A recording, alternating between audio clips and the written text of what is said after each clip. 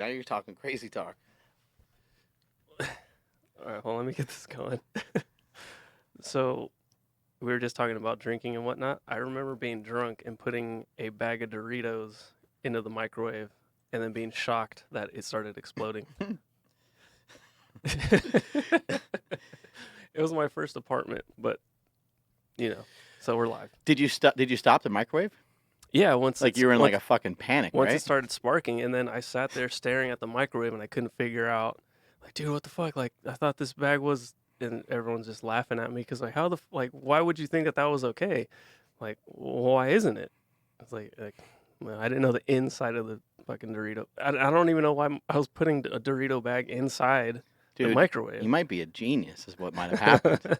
Doritos and warm Doritos? I think that's what it was. Dude, warm Doritos. Yeah, I'm finding out so much about why today. I don't know. I'm finding out a lot about you today. Yeah, A lot of things I didn't know. You talk about drinking these IPAs that are fancy with oranges in them and shit. yeah. Dude, what else are we gonna uncover? And now you're microwaving fucking Doritos? Yeah, I was, and that was during the time where I was drinking those IPAs. Dude, you could have worked for like NASA or something with this kind of knowledge that you have. I might have. And then I picked up a camera and that was it. Fuck. Game over, son. Damn, man, you should have followed that stream of unconsciousness, I guess you'd call it. And it kind of was, too. Because well, the funny thing is, I had 100% forgot that even happened until we just started talking about it just now. Damn, that's amazing.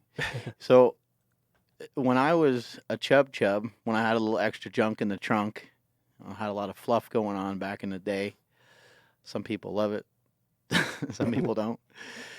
I had a really bad problem with like waking up in the middle of the night and being like a fucking bear and just ransacking whatever was in my pantry. Mm-hmm. And I ended up with weird combinations of stuff because I didn't really have, like, I didn't always have like I wasn't so fat that I had so much junk food laying around all the time. Although sometimes I would. But I still, even though I was big, I still ate good. Probably, I'd say like 70, 80% of the time. Sometimes at night, I'd throw down some ice cream. When I was in real bulk mode, I'd have cookie dough here and there, things like that, little treats. But, I would just wake up in the middle of the night and just attack the pantry and just crush anything that was in there. And we don't have a lot of unhealthy stuff in our house, so... but like I would make it unhealthy. I'd get like Cheerios and I'd pour like chocolate syrup on them and shit. Ooh. And then I'm lactose intolerant, so I can't have milk. So I'd still make it with like protein. And I'm like a meathead, so I'm like, I need the fucking protein. And so I was still trying to eat like somewhat half healthy, half fat guy thing. I could never get that to work, like a protein shake with cereal. It got too like it was gross. It's weird. It's weird, but if you go with heavy whipping cream, yeah, then they start getting into some really fun stuff like heavy whipping cream and some chocolate protein with like that shit's good. Cocoa Pebbles or some shit. You're so fat. Oh my god, yeah, I am fat, and it's like the fatness comes out every once in a while. Yeah, it's like needs to come out every once in a while. But what I did one night is I was like, all right, I need to stop fucking waking up at 3 o'clock in the morning and just attacking everything in my house. And so I got a shit ton of Quest bars. And I'm like, okay, if I wake up in the middle of the night, I'm just going to eat Quest bars. Yeah. But then that even turned into like a fat guy extravaganza because I would take I'd take peanut butter and stuff it between the Quest bars. Yeah. I'd halfway like microwave a Quest bar. I'm like chopping them up, and I put peanut butter. This is really fat. I put peanut butter and marshmallow between the cookie dough and peanut butter flavored Quest bars. It was actually amazing. I should have given them a recipe. You're making s'mores, basically. Yeah, it was delicious. But similar to your microwave story, I woke up one night, not even drunk, just fucking in this bear hibernation mode, and I threw a bunch of Quest bars, like 5 of them. I threw them all in the microwave, and I microwaved them all with the wrapper on there. And the microwave like brown, and I'll just like smoke and I was like, oh my god! I'm like, this is so embarrassing. I didn't know that those wrappers were made out of basically thin foil. I know. I didn't know that. Fuck. Yeah, just how about this one? How about when you wake up in the middle of the night and you're like, that you still have like cookies or something, and you're like, I'm just gonna like, and this used to be like when I was a lot younger, when I was a kid, I was like, man, I know we still have those cookies. And then you go to eat them, and they're in the loudest packaging known to man, and you're trying to be all slick with it. Yeah. But it's just it wakes up the entire house. What are you doing? Nothing. No, the worst is I thought I was going to the bathroom, wrong room. Yeah, if you wake up your girl and then, oh my God, what's wrong? Is everything okay? Yeah, I'm good. What happened? I'm just trying to get some cookies. It's like shit. Yeah, the packaging is like it's made to be loud to like alarm everybody else that you're opening them. Yeah, it's like a primal instinct type thing. Son of a bitch. Assholes. Those days are pretty much over. I don't wake up in the middle of the night and do that anymore. The only thing I'll do is maybe some water, but then I end up peeing 9,000 times. Yeah. So. But I was just thinking, like, if you want to invent like silent wrappers, you know, so that way people can sneak food in the middle of the night. Yeah. That can be problematic in a movie theater too. Like if you have shit that's real loud, or even you crunch at the wrong time. Yeah. It's all of a sudden the volume of the movie just gets dead silent, and there you are moaning through some food like a savage. We used to sneak in like soda cans, and then when you crack those open, it's like, wait, where the fuck did you get that? Like you can't buy that, so we had to cough every time we opened the you got to plan it. Yeah, you got to plan it out just right. Yeah. Any fucking way. The last podcast we talked about the X sleeves, and the X sleeves are coming on Monday, which I think is June 11th, right? Monday, June 11th at 12 o'clock. Yes. Pacific time. Yes. And so there was a couple questions about them. I was talking about how awesome they are, and how strong they are, and how they don't stretch, and they're going to be really tight as well. They're a competition fit. And then we had a couple of questions about competition fit. What the hell does that mean? Well, if you're going to compete and you're going to be a power lifter, a lot of times a power lifter might train in a pair of XL knee sleeves, and they might compete in a large knee sleeve. Sometimes people won't even get a smaller size for competition. Sometimes they'll just get a new pair for competition. And so competition fit just basically means it's going to be a tighter fit than your normal training style that you might have. And so when you order these, you're going to have to understand these are going to be tight, and you're going to think, I can't get them on. Like, I'm not sure how to get them on. They will go on, and they will stretch a little bit. So the first time you put them on, you're going to be like, there's no fucking way. And also, by the way, don't put them on at your house. Because we're human beings, and you got to be like pressed. You have to be like forced to do shit. And if you try to put on your house, you know that you don't really need them in your house. And so therefore you won't get them on. You'll be like, and you'll try 3 times and you'll fucking quit. Put them on at the gym. You could put baby powder on. That will help. Put baby powder on your calves, and that will help it slide up a little bit. You can also put on a sock. Some girls with their leggings, sometimes it makes it easier, but sometimes it also makes it harder. So you might have to know which pants are more slippery, I guess you'd say, to make that work out for you. But yeah, they are stiffer, and because they're stiffer, the sizing is going to feel tighter. We also had a question about approval.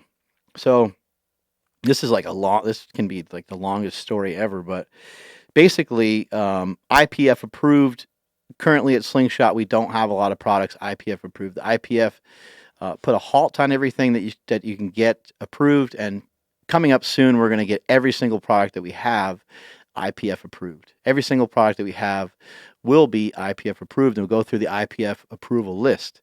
Now, something to keep in mind with the IPF is that it's really, really hard to compete in the IPF, because the IPF is the International Powerlifting Federation, and you have to qualify for IPF competitions. You have to be good enough to compete in the IPF, and I'm sorry, but most of you are not good enough to compete in the IPF, because it is really, really world class, and it's not easy to compete on the IPF level. You have to qualify for these things. Now, if you are planning on going to IPF Nationals and you have this course in mind and you're going to try to get to Worlds and these different things, then you're going to have to be more conscious of the IPF rules at all times and make sure that things are approved. We will make you aware of as our stuff becomes more approved. But basically, the short answer on that is you can normally compete in the USAPL with sleeves and equipment that are allowed in most other competitions. And it's usually up to the meet director. every once in a while you get a meat director that's a dick face, and sometimes they won't allow the product in, but they really don't have the right to do that because it's powerlifting, and we're trying to have a low barrier of entry into powerlifting. And we don't want to force somebody to have to go buy a bunch of shit just to get into powerlifting. So if somebody already has a pair of strong sleeves, they should be letting you in. The strong sleeves, the X sleeves, everything that we make currently meets all the demands. We go through a rigorous process to make sure that everything meets all the demands. The USPA, the federation that Steve Dennison runs, they run a tight ship as well, and they have a procedure that they go through to try to make sure that everyone's competing on the same level. Now, the IPF, for some reason, they're supposed to be the strictest, and they're not, So I don't know why that is, but I measured a lot of competitive brands, and they are over the limit. Not only are they over the limit, but they're over the limit every single time. So I don't know what's going on there, but before you go and hold the IPF in some high standard, you should second think it, because I don't think they have the lifter's best interest in mind. I think they have their own best interest in mind. And unfortunately, it's the only show in town when it comes to some of the bigger powerlifting meets that happen in the course of a year. But that's that. And in terms of it being approved otherwise, it already did go through the approval list for the USPA for Steve Dennison's meets, which are run all throughout the country. They started here in California. Steve and I have had a long and weird history, to say the least. I used to compete in the USPF, and that was Steve was the, I guess you'd say, like, chairman of the USPF. And years ago, I competed in the USPF. I broke some records in the USPF. I still have open records in the USPF that I'm very proud of, because the USPF was something that I grew up watching. It was the federation that I looked to, because Ed Cohn competed in it, Captain Kurt Kowarski competed in it, and to see my name alongside those guys, to have an open record for total, to have an open record for the bench press, was fucking awesome. Meant a lot to me, so it was really cool. And competing in those competitions was great, and ultimately winning the Fit Expo in I think it's 2008. I dedicated to my brother. My brother passed away just a month before that. I tore my bicep in the training. You guys have heard the story. I've told that a bunch of times. I tore my bicep in the training for that because I tried to come back like a maniac, because my mind wasn't in the right spot. I was thinking about my bro, and I wasn't thinking about lifting, and I tore my bicep on a rack deadlift, but I was able to heal up enough and get into competition, and was able to win. So they are approved for the USPA, and as I mentioned, they have denim in them, and the denim came from a lifelong of me powerlifting since the time I was a kid, and wearing tons and tons of different powerlifting gear over the years, things that were made out of polyester, things that were made out of denim and canvas and all kinds of weird shit. And I wanted to make the strongest knee sleeve that there is, and so I did. And I also put silicone in there. And the silicone is basically so you have more grip, and it won't slip, it won't move around. You get it in the right spot, and it should stay in place pretty damn good. And as I was mentioning on the previous podcast when I talked exclusively about the X sleeve, is that when you go to squat, the silicone is going to tack to your skin. If you're wearing leggings or something, it's going to attach to that. But if you just have skin on skin, you're going to feel it kind of tack to your leg. As you go to squat and as you go to stretch the material out, the denim does not give a whole lot, and it's a stiff material, and so therefore it will help provide some stopping power in the bottom of the squat. Most people really struggle, except for people that are really efficient at squatting, they struggle with the reversal strength of their squat. They struggle with getting up out of the bottom quickly, and it's a very, very difficult thing. And a lot of people have experienced a lot of gains with a Z from simply throwing on knee wraps. That's what people have done for many years. They'll throw on knee wraps, and it gives them kind of a rubbery, elastic feel to their joints, even though their joints aren't necessarily doing the work. The knee wrap is helping to support along with their muscles and everything else, and they can rebound out of the bottom quickly, much the way you'd see an Olympic lifter do.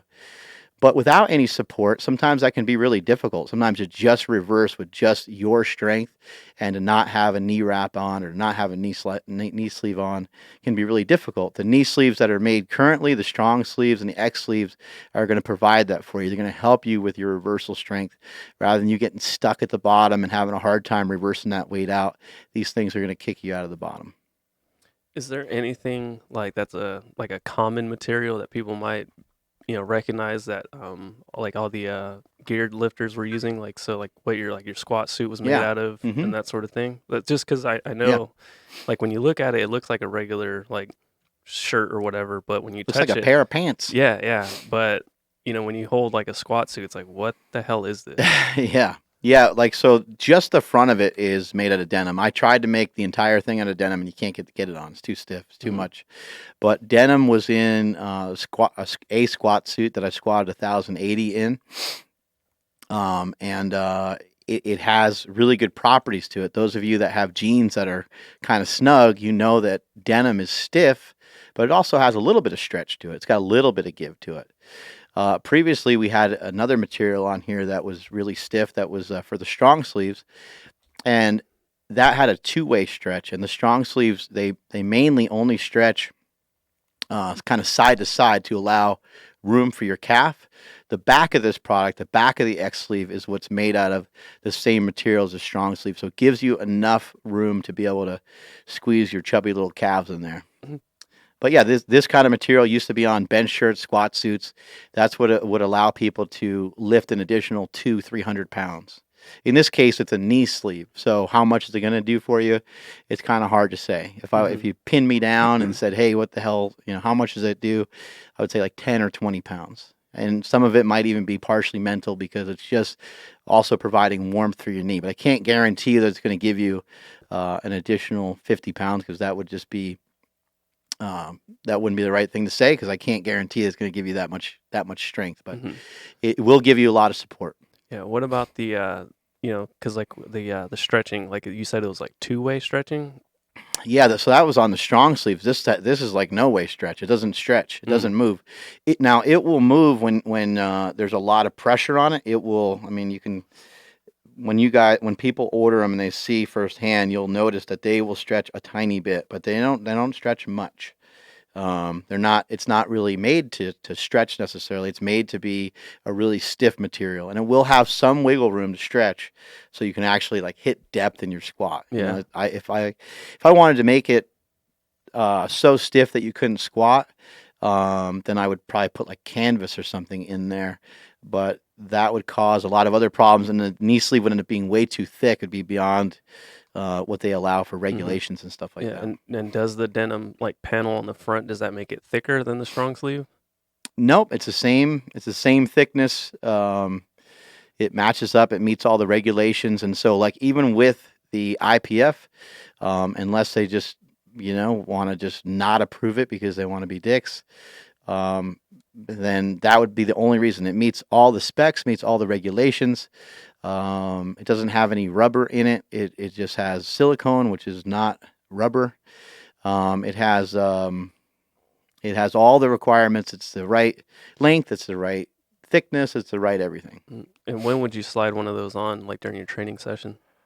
Yeah. So knee sleeves, people can go about it a couple different ways. If their knees are banged up, then they should, they should just wear knee sleeves for almost all their squats for a particular day. Now it just kind of depends on where you are in your training. I would say that it's also a good idea, just like with the slingshot and just like with a pair of wrist wraps or a belt. It's good just to have pure strength. It's good to have confidence when you're underneath the bar. You never want to have any doubts like, oh man, my fucking knees, they hurt. If your knees hurt that bad, then something's wrong. Something's wrong in your training. Something is off. And sometimes you do have to gut it out because you haven't got to meet in 3 weeks or something like that.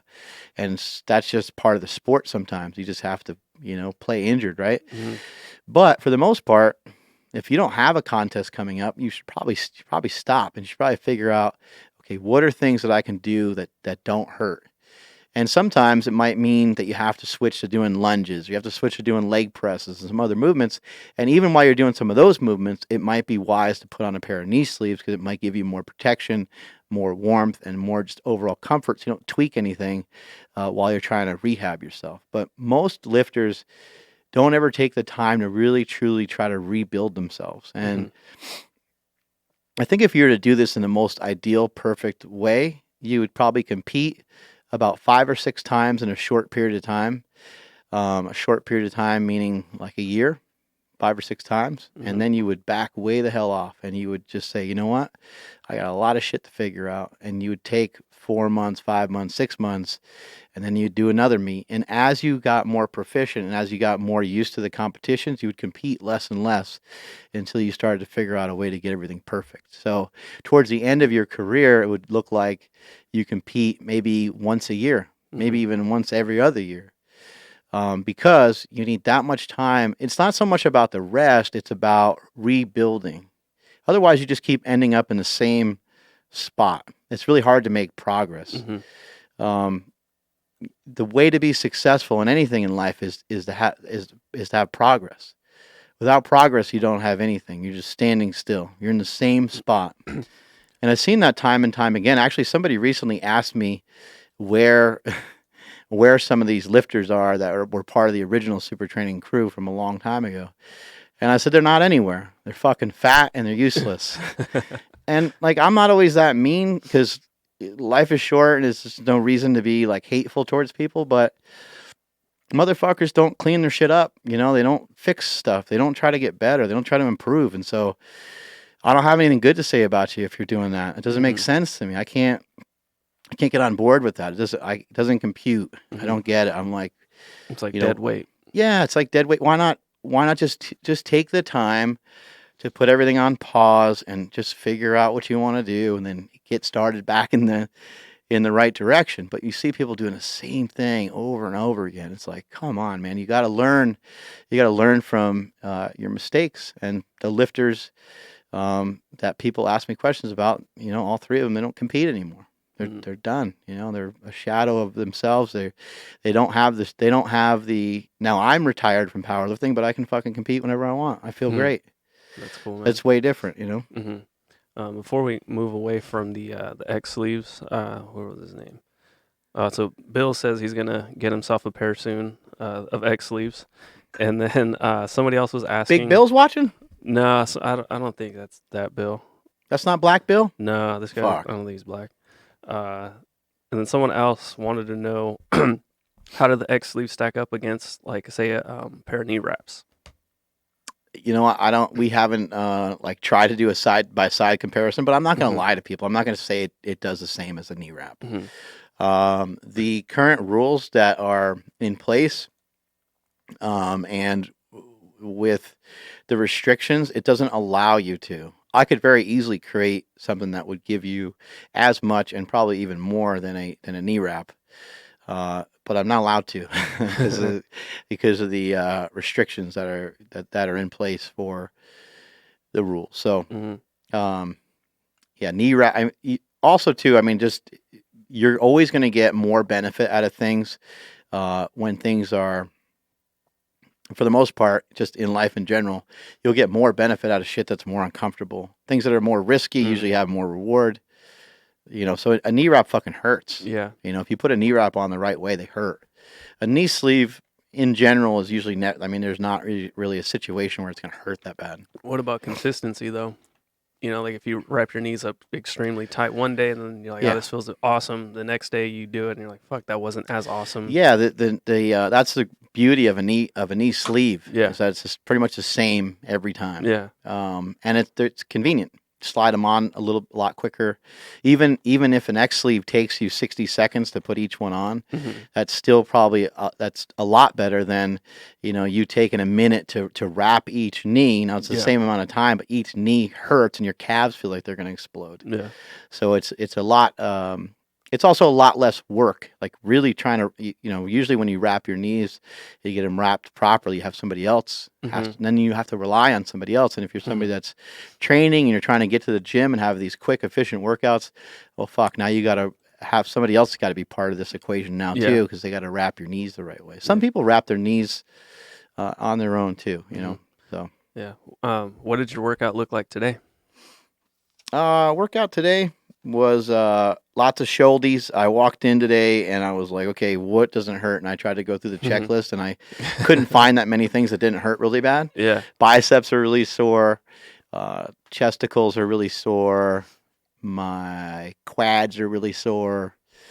Yeah, everything's fucking just torn to pieces. My boobs hurt really bad. Me and Jessica Smith got after it, did some booby training, and that was just death. That peach is sore.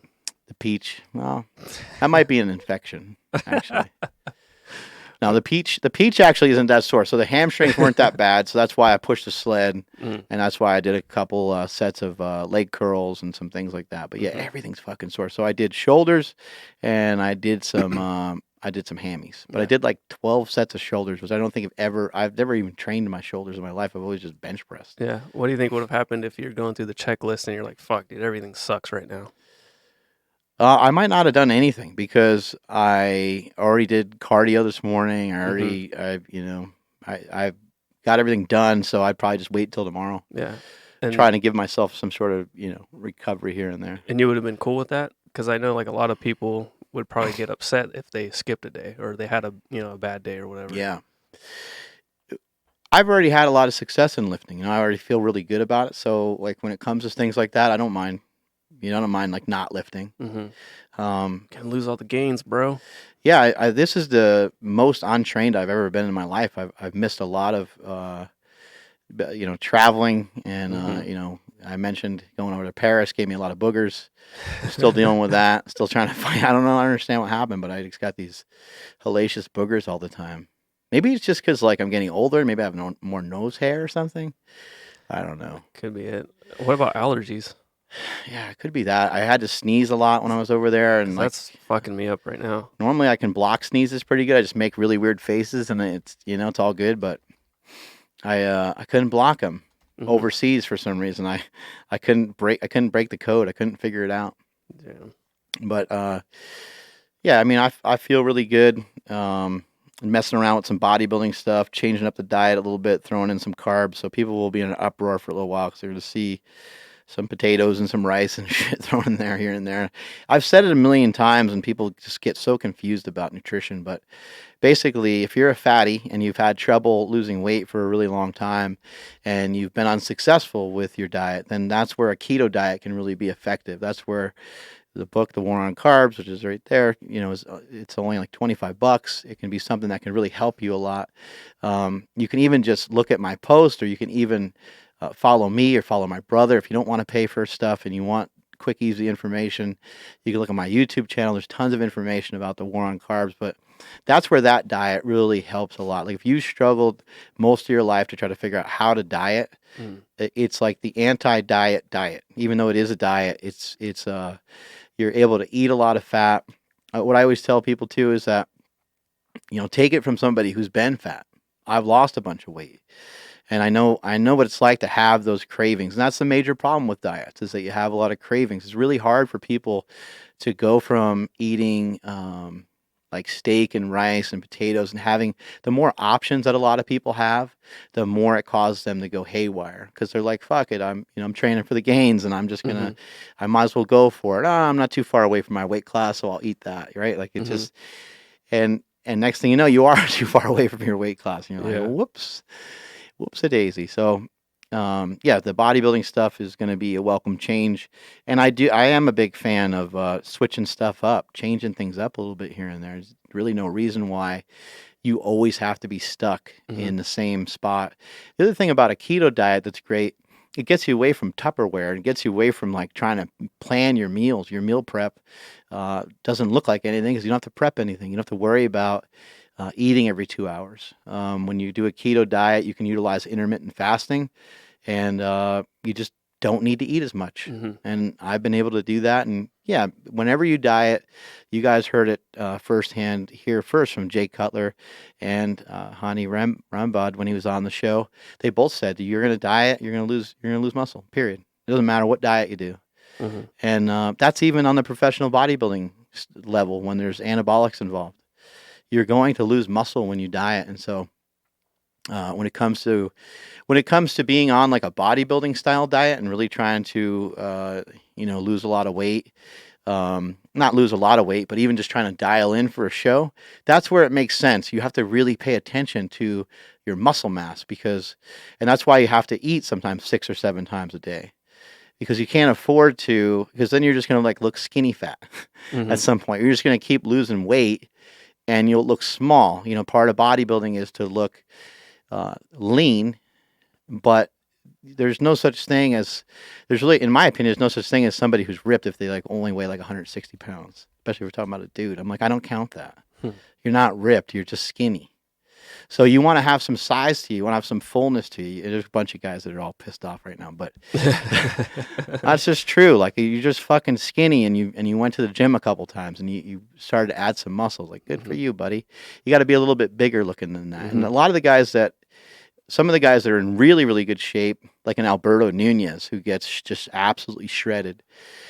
Somebody like that, I would say, like, that's a little different. Or the online coach who's our boy. These guys are not big people. They're not heavy. They're not 225 or anything like that.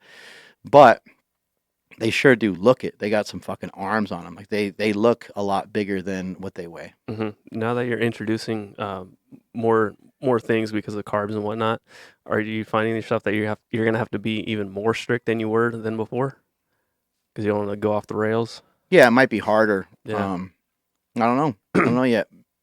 Are you gonna do like so Miko was asking if you're gonna do refeed, was that with carbs or like no refeed days or anything like that? I don't know 100%. So this whole thing gets to be so weird. I got to like send pictures to Hani every day. Weird. Yeah. He's like, these shorts got to be really short. I'm like, dude, What? that's fucking gross. He's like, you need shots from the back bending over. Yeah. Touch your toes. Yeah. I mean, I spent 20 minutes stuffing the front of my shorts this morning with grapefruits and pineapples and eggplants and everything else. Yeah. Jesus. Well, that's cool. I wanted him to be impressed, Right. I didn't want him to see any fat either. I wanted him to just be like, damn. Just focus all his attention right there. Yeah, right on the package. I want him to focus right there. Well, that's what you're going to have to do on stage. Oh, yeah. Yeah, we're going to have to do that. They make something like that, right, Jessica? Didn't we see something like Andy was looking up something the other day, and didn't she see there's like a men's suit, like a bathing suit, like a preloaded in the front. Oh, nice. Yeah, we need to. Yeah, it gets thicker as it gets wet. Is that what you just said? Oh, it's like super absorbent. We need to get. We need to do that for singlets. But like you don't want it to be. You don't want it to be like obscene to where it's obvious that it's fake. Yeah. You want people being like, holy shit, like, wait, what? Like, what am I looking at? Like, that's something. There's something in there. Something's happening in there. You just want it. You want it to be like intriguing, but you don't want it to be like overwhelming, So it's because then people will just run. So it's a men's bathing suit pouch pad, penis pouch pad. Dude, I need that for the beach. It looks like a diaper, like when kids get diaper booty in the pool. That's what it looks like. I don't know. That reminds me of the pictures that Mariel ends up getting for Power Magazine all the time. Half naked pictures of men all day that have big beards and big bellies. Dude, I have to. So DJ jumped on the live stream, and he said that one time he ordered a pizza after his wife went to bed, and he asked the driver to turn off his lights as he rolled up, and he sat outside so he didn't have to ring the doorbell. Oh my God, that's fat. That's fucking awesome. I'm proud of him for that one though. That's great, and he's pretty lean too. Yeah, that's what I'm saying. Like, that's cool. Yeah. Would he be in like in that much trouble with his wife if he ate pizza? That's the real question. I don't know. They're both in the military, so yeah, she probably would have. You're weak. Yeah. What are you doing? Drop and give me 20. Yeah, I was gonna make an all egg yolk omelet last night. Those are fucking good. But I live too close to In-N-Out, so I just went and got 2 Flying Dutchmen. Have you ever had an egg yolk omelet? No, but I've had like multiple eggs with extra yolk omelet, and that's really good. You got to go all. But I'm gonna go all in. Yeah, you got it's a fast way into ketosis is to just eat pretty much fat. They say to like do like 90%. And you're going to get like protein's just going to be in stuff anyway. So, Mhm. but yeah, egg yolk, omelets, MCT oil, butter, boner broth, Mhm. the way I make it, because it ends up having a lot of fat in it. But that's a good fast track into keto. Oh, so DJ said they were both dieting at the same time, so that's why he had to sneak it in there. You have to throw it out and everything. I mean, what happened? He had to get rid of all the evidence, so he had to eat the whole thing probably. Yeah, Savage. my God, that's pretty amazing. Yeah. I love that guy. So I had a question came in the other day about like a bad workout. You know, somebody's like, "What do you do when you have a bad workout?" So, first of all, I think it's good to recognize that you might just need to change. You might need to try to do something different.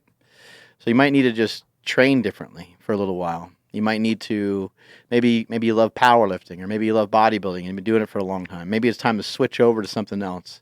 Maybe it's time to try CrossFit, or it's time to try yoga, or it's time to try running or sprinting, or throwing around med balls and doing strongman stuff, or why not just try some different shit. Maybe you see something that like Real World Tactical does, and you're like, fuck, that's cool. Like, I want to try box jumps and tire flips, and maybe you want to get into like doing some different things. That would be the time to think about that. Now, if you have a bad workout and you're getting ready for a meet, then it gets to be tougher. But a good way to recover from it is there's one way to get a PR every single time you step foot in the gym, and that is to just do something that you've never done before. So you can, let's say you're struggling with your bench.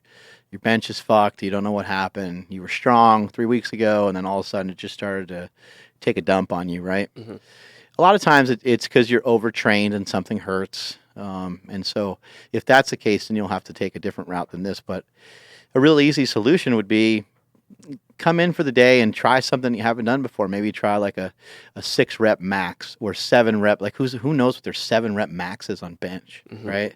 Or who knows what their 7 rep max is on bench with chains, or so do something a little bit different. That's a little just it could still be a single, but maybe you've never used chains. Maybe you've never benched with a slingshot. Maybe you've never tried a floor press.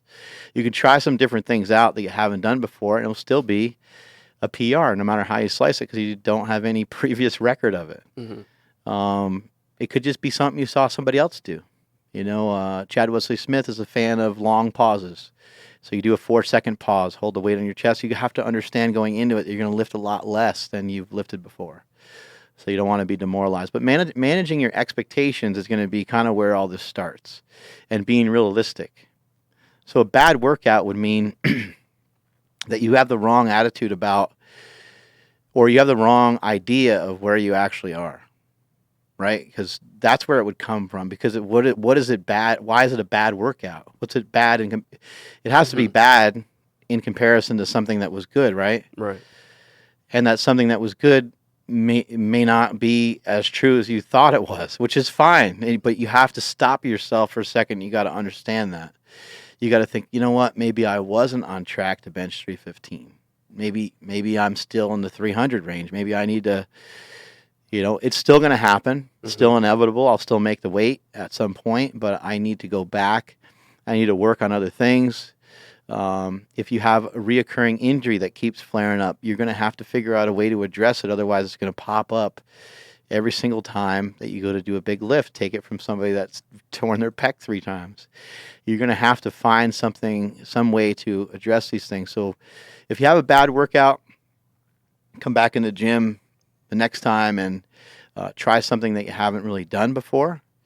If you're having a string of bad workouts, then it's time to try a different gym.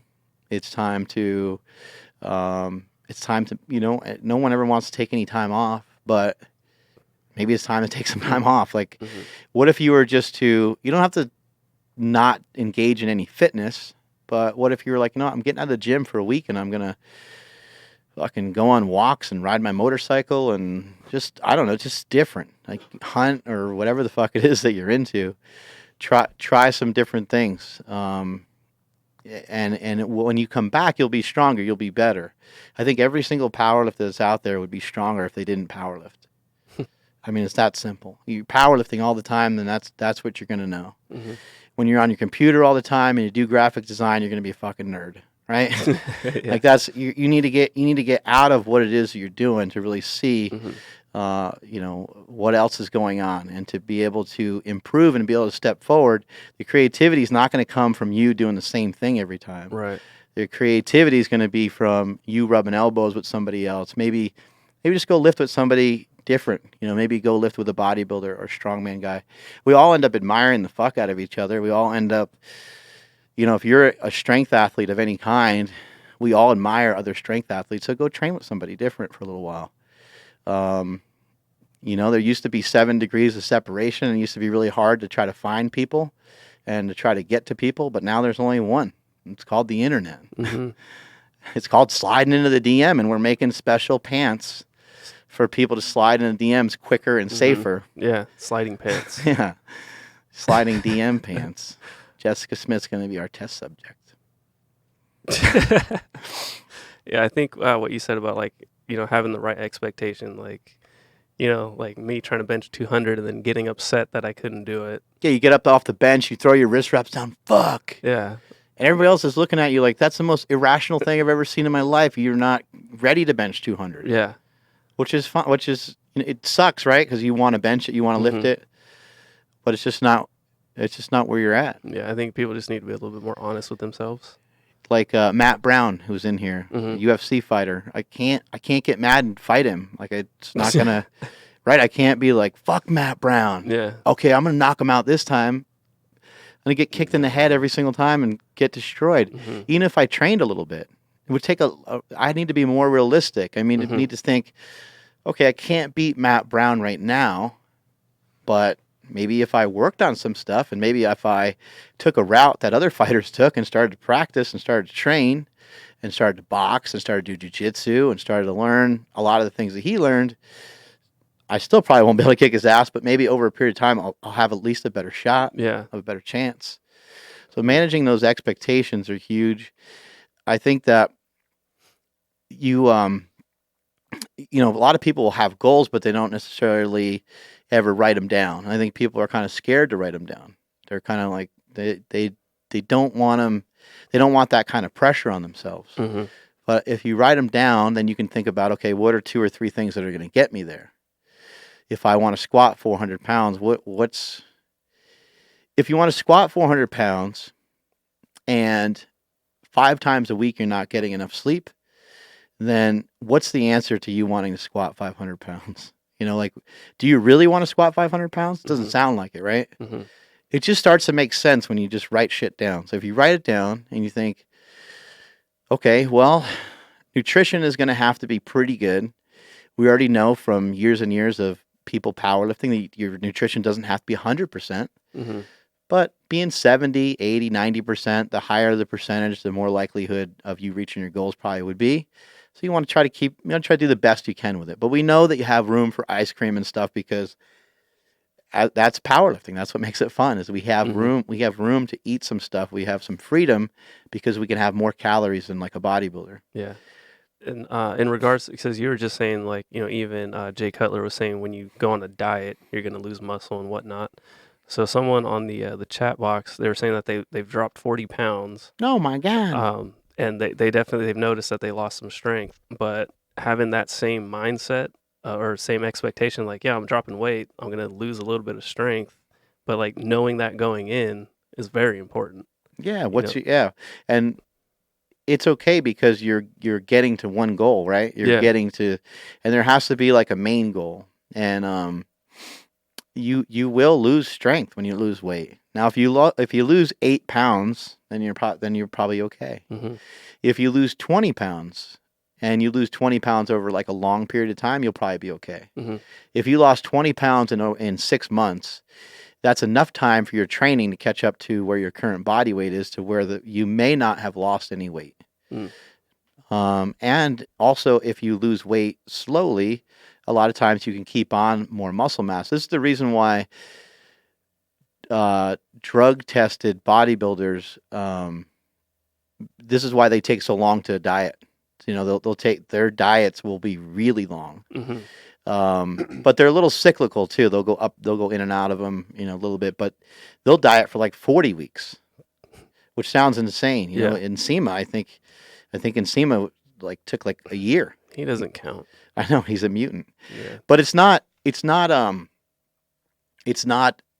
40 weeks or 36 weeks of low calories. It's 36 weeks of stuff that makes sense to get you to your goal.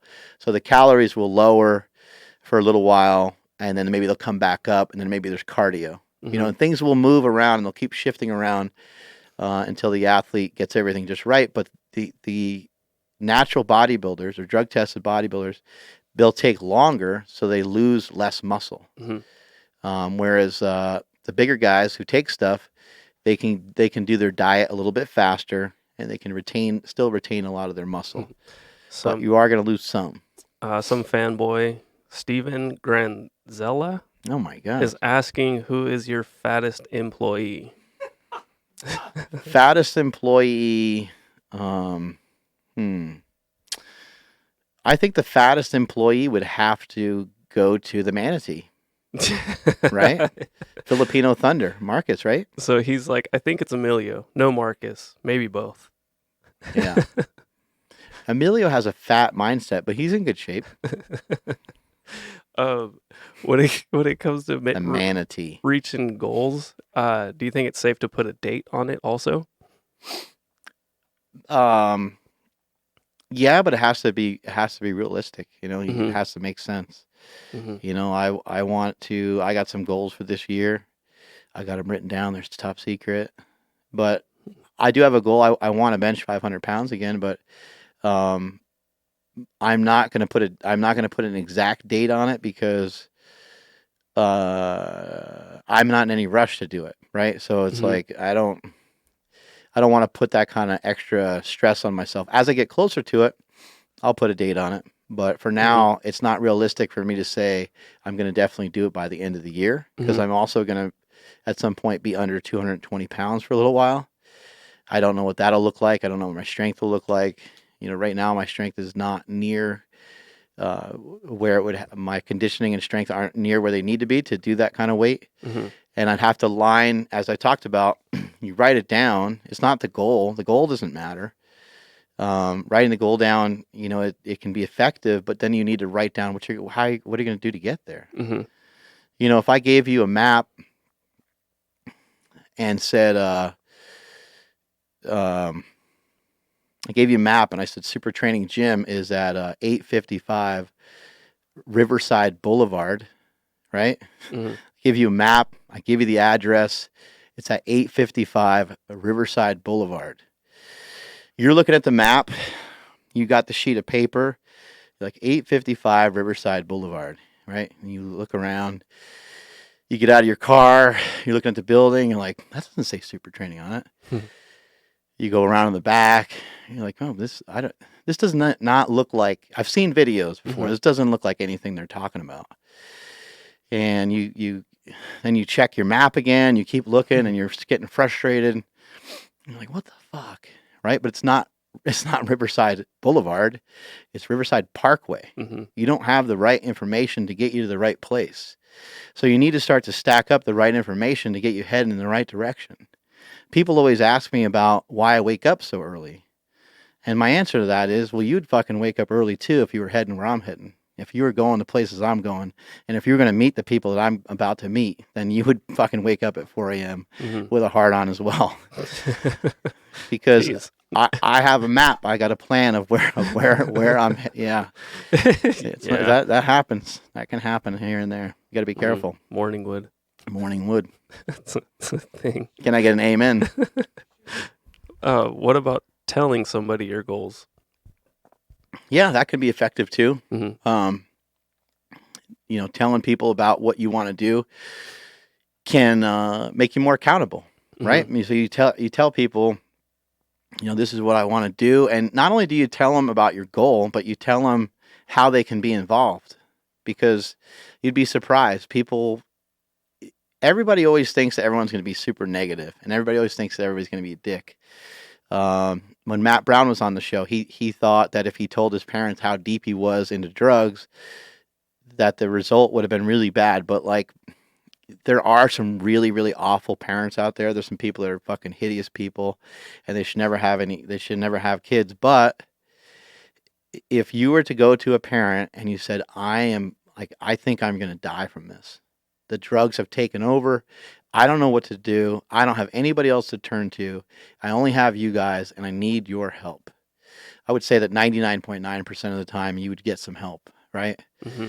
And I think that we have it made up in our mind about what our friend's going to say when, if you're a power lifter and you tell your friend, hey, I don't feel good, man. I want to lose 20 pounds. I want to lose 30 pounds. I want to feel better about the way that I look. I want to look like I lift. I don't want to be roly-poly. You're going to worry, as a guy, you're going to worry that your friend's going to be like, dude, you're a pussy. Mm-hmm. Come on, man. What are you going to do, fucking CrossFit? Now, your friends might say that, but and they might say it at first, but if you went to them in a serious way and said, hey, you know what? I could use your help losing weight. And here's how you can help me. Like, hey, we go eat all the time. We go eat pizza. Like, man, can we try to go places that have a better option? Can we do things that are, maybe even just when we work out together, can we go at a faster pace? Because I want to really make some changes. Of course, it's your buddy, so he's going to give you a bunch of shit, right? Mm-hmm. Like, that's inevitable. But that person will help you. I guarantee you that they'll help you. If you got to tell them about what it is that you're doing, and you got to explain to them how they can assist you. Yeah, especially if you just get started doing it without even them saying yes or no or whatever. You start doing it, then they see it, and then whatever, it could turn into a competition, and whatever.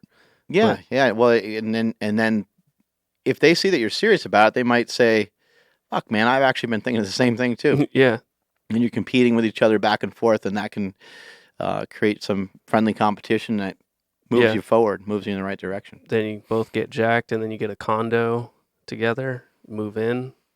Things get weird. Don't tell anybody.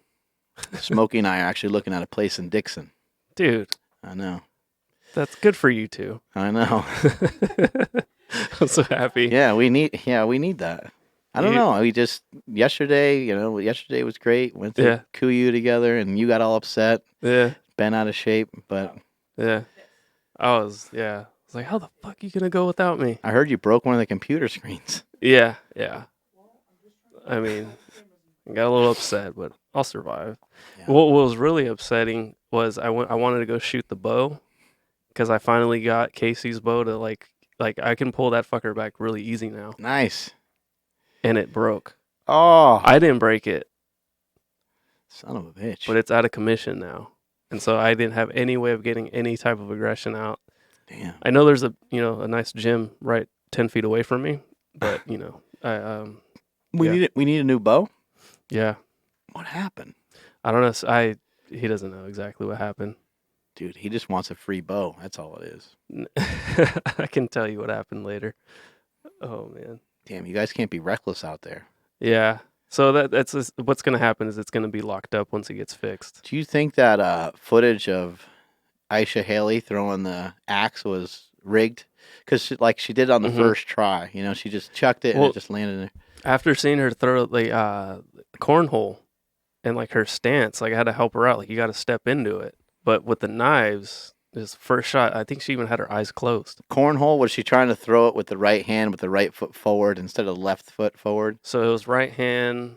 Yeah, so it was. A lot of girls do that. But she was standing flat-footed, and then just like throwing. I think girls want help. They do it wrong on purpose.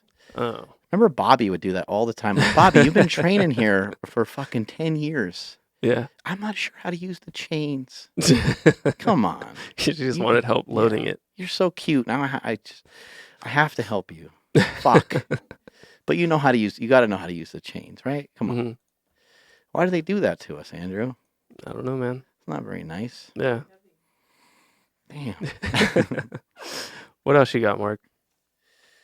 Well, that was some of my advice on how to fix up your bad workout. I think we nailed it all. I think everything's good. I have a bunch of other shit here, but we can save it for another day. I'm down. I think we nailed all the stuff on the X sleeves. They come out June 11th at 12 o'clock. Jessica Smith is the one who sets all that up, so she got that all arranged. And if you have any complaints, you're going to make sure that you hit her up on Instagram and Mm-hmm. send her your complaints. I'm just kidding. Not really. Do it. But yeah, I think we hit everything up, and yeah, that's it, motherfuckers. Oh, well, I did have one thing to add. It's just a quick quick note on a quote that I heard, and hold on a second, everybody. Here we go. So we did talk a little bit about like trying to manage your time to get towards your goals, but we didn't talk about it a ton. But you need to realize that a reasonable time is enough time to reach your goals. And so sometimes when you start something new, sometimes you have to put a lot of time and effort into it. But sometimes it can also, not even sometimes, almost every single time, it can end up being detrimental. If you want to start a business, let's say that you want to own your own business. Well, at first you own it, and then eventually it owns you. So you have to be careful. And that goes for every employee that works here too. Like, Jessica gets hammered 'cause she does a lot of the social media stuff. You get crushed. Everyone here works their ass off. We all have to be conscious because we want to be able to do it for a long time. Mm-hmm. And same thing goes with your lifting. If we lift so much every single day, we're not going to be able to recover from those workouts. If we work so hard every day, we're not going to be able to recover from our work. If you're trying to make money and you're trying to do this and you're trying to do all these things, you're going to stress yourself the fuck out to the point where you can't even enjoy some of those things. You can't even enjoy some of the success that you had because you're always worried and you're always thinking about the next thing. And you want to make sure that the things that you're doing don't end up owning you. There's a reasonable amount of time that you should be able to devote to things. And if you can't get there in that time, it may take a few extra weeks, it may take a few extra months, but it's important to know that it's still always going to be there. The weights are still going to be there. You don't have to bench 315 in the month of June. You can bench 315 in August or in September, October, or at the end of the year, right? And the likelihood of you doing it later rather than sooner probably means that you're going to be able to do everything for much longer anyway in the first place because you got there in a more rational and a more serious way. And I think for myself, for my own personal development over the years, I think trying to be rational and trying to make sense of things has been the number one thing that has helped me the most. And that goes for everything that you do. Don't do anything without thinking about it. You might really like pre-workout drinks. You might really like Monster energy drinks. You might really like caffeine. But can you have a quick conversation with yourself and say, am I doing that too much? Like, am I doing that so much that I'm having trouble resting or calming down? And maybe it's time to back off of that a little bit. Are you in the gym so much? Are you training so much that you don't have time to do a lot of the other things? The getting in and out of places quickly is important. You got to be able to stick and move. Remember, Muhammad Ali would say, float like a butterfly, sting like a bee. Mm-hmm. That's what you want to be doing with life is you want to be moving in and out of stuff quickly so that you can recover from it. You want to do it. You want to do the activity, get the stimulus that you need from it, and then get away from it and work on recovering from it. I remember, some of the hardest workouts I've ever had at super training. I remember the immediate thought was once I got done with a few exercises, I was like, I need to fucking get home right now because I can't be around anybody. I can't have any loud music. I can't have any distractions. I need to sit there. I need to fucking eat and I need to just totally zone out. And that's what I would do. I would start to look at the clock and I'm like, okay, fuck, it's 6:30. I'll be home at 7. I can eat at 7 and then I can fucking chill, watch TV, and then I can eat at 9 and then I can be in bed. I can get the rest that I need. So if you're not going to recover from stuff, it's going to be really hard to be successful. Remember what I said earlier about success. The only way to be successful is to have progress. Progress equals success. That's why people get so excited when somebody squats 800 pounds. It's cool, but where did that person come from? Was that always just a big football player guy? And when he, after he trained for a little bit, he squatted 600 pounds and he got to 800 pretty quickly? That's cool. That's some progress, right? But how much more excited do people get when somebody who was 350 pounds loses 100 pounds, right? Because the contrast is so drastic. That person's been heavy their whole life. That's been something that they fought against their whole life. The football player that went from squatting 600 to 800, that's already like in his wheelhouse. It's already stuff that he already does. And so he did make really good progress, but his progress wasn't so far that he made this crazy drastic change, right? Mhm.